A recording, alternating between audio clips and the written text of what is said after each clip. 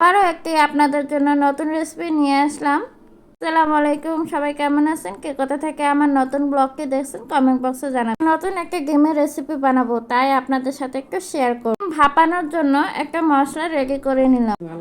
সব মশলাগুলো মাখিয়ে নিয়ে ডিমটা ফেটিয়ে নিয়ে সসপ্যানে এরকম করে তেল দিয়ে সামান্য তেল দিয়ে একটু বসিয়ে দিলাম কেকের মতন। আবার ফ্রাই প্যানে পানি গরম হলে একটু গোলমরিচ গুঁড়া ডিমের উপরে দিয়ে ঢাকা দিয়ে দিলাম। ঢাকনা দিয়ে 10-15 মিনিট রেখেছিলাম। ভাপাটি রান্না করার জন্য তার সব উপকরণ রেডি করে নিলাম। তো এখন প্রায় মোটামুটি হয়ে গেছে ডিম ভাপা। এখন উঠিয়ে ট্রাই করে দেখবো হয়েছে কিনা। সুন্দর হয়েছিল ডিম ভাপাটা। এখন ফ্রাই প্যান বসিয়ে দিয়ে তেল গরম হলে এরকম করে ভাজিয়ে নেব। তেল ফোড়নে তেজপাতা, এলাচ, জিরা, একটু পেঁয়াজ দিয়ে হালকা একটু ভেজে নেব। টমেটো কুচি দিয়ে দিব। টমেটো কুচি দিলে কালারটা অন্যরকম আসে। মতো কাঁচামরিচ দিয়ে দেব আর একটু ভালো করে কষিয়ে নেব। এই তো সিদ্ধ করা আলু ছিল, ওটা ভেজে নেব। পটলও ভেজে নেব। এটাকে এই তরকারিকে আলু পটল দিয়ে রান্না করে খাওয়া যায়। ও হচ্ছে মশলার পানিগুলো, যেগুলো মশলা বেটে রেখেছিলাম সেগুলো মশলার পানিগুলো দিয়ে আর একটু ভালো করে কষিয়ে নেব। আরও একটু ঝোল করে রাখার জন্য পানি দেবো। এরকম করে ঢাকিয়ে নিলাম। ওটা ফোটানোর জন্য কিছুক্ষণ সময় অপেক্ষা করব।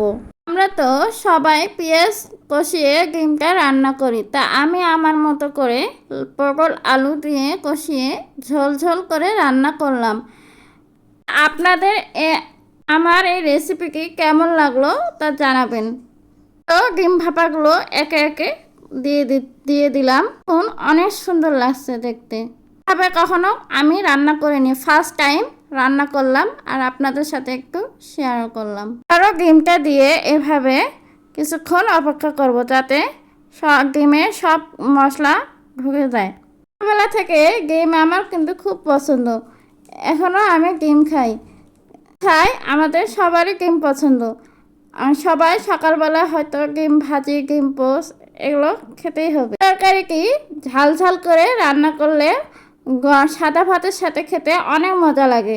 আপনারা খেয়ে ট্রাই করবেন আর কমেন্ট বক্সে জানাবেন। আপনারা যদি এভাবে নিত্য নতুন রান্না দেখতে চান তাহলে আমার কমেন্ট বক্সে শেয়ার করবেন।